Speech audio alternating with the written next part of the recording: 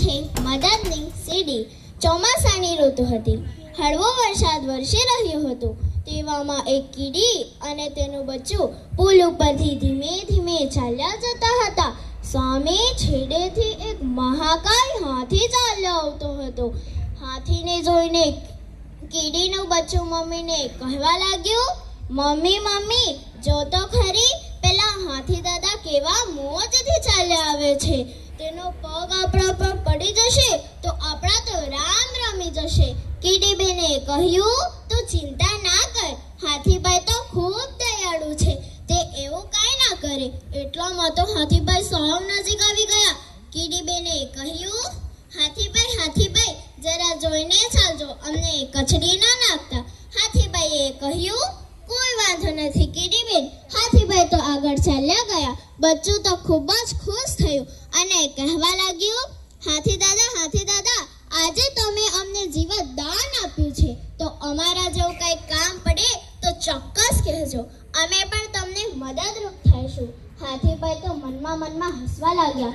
અરે આ નાની અમથી કીડી વળી મને શું મદદ કરવાની હતી, એવું વિચારતા હાથીભાઈ તો આગળ ચાલ્યા જતા હતા. તેવામાં રસ્તા વચ્ચે બેઠેલા કાંચીડા સાથે ઝઘડો થયો. કાંચીડો તો કૂદકો મારી હાથીભાઈની પૂંછડી પકડી પીઠ ઉપર ચડી સીધો જ કાનમાં ઘૂસી ગયો અને બટકા ભરવા લાગ્યો. હાથીભાઈની હાલત વસમી થઈ ગઈ. તેઓ રસ્તા વચ્ચે બેભાન થઈને પડ્યા. આ બાજુ કીડીબેન અને તેનું બચ્ચું ઘરે પહોંચ્યા. બચ્ચું મમ્મીને કહે, મમ્મી જલ્દીથી ટીવી શરૂ કરી દે.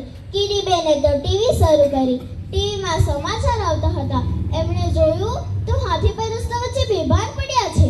આ જોઈ કીડી અને તેનું બચ્ચું તો ચોંકી જ ગયા.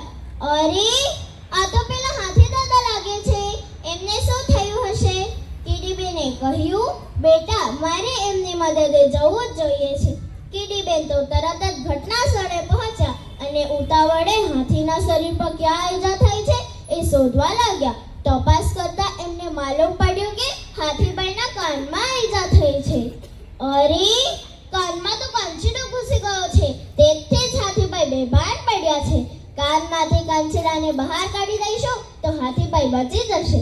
કીડીબેને તો તરત જ બધી જ કીડીઓને ફોન લગાવ્યો. થોડી વારમાં ત્યાં બધી જ કીડીઓ આવી પહોંચી અને પૂછવા લાગી, કીડીબેન અમારે શું કરવાનું? કીડીબેને કહ્યું, સાથીઓ આજે આપણે એક સેવાનું કાર્ય કરવાનું છે. આ હાથીભાઈના કાનમાં કાંચીડો ઘૂસી ગયો છે, તેને આપણે બહાર કાઢવાનો છે. તરત જ બધી જ કીડીઓ હાથીભાઈના કાનમાં જવા માંડી અને કાનમાં રહેલ કાંચીડાને બટકા ભરવા લાગી.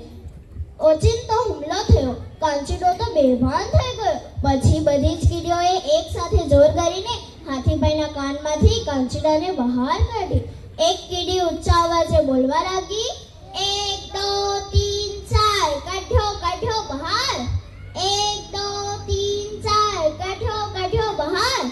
કોને કાઢો બહાર? કોને કાઢો બહાર? કાંચીડાને કાઢો બહાર. થોડી વારમાં હાથીભાઈ હોશમાં આવી ગયા. એમણે જોયું તો આ બધી જ કીડીઓએ એમનો જીવ બચાવ્યો. આ જોતીઓ પણ ગાવા લાગ્યા, કીડી તું મદદની સીડી. કીડી તું મદદની સીડી. કાંચીડા સાથે બાથ દે તો બીડી. પછી તો હાથીભાઈએ બધી જ કીડીઓનો આભાર માન્યો. આ વાતો પરથી આપણને એ શીખ મળે છે કે આપણે ક્યારેય કોઈને નાના સમજવાની ભૂલ કરવી નહીં. દરેક વ્યક્તિ કે પ્રાણી પોતાની જગ્યાએ યોગ્ય છે. જ્યાં મોટી ખીલી કામ ના આવી શકે ત્યાં નાની શોય પર કામ આવી શકે. તેથી આપણે દરેક પ્રાણીનો સંભાળ રાખવો જોઈએ. અસ્તુ.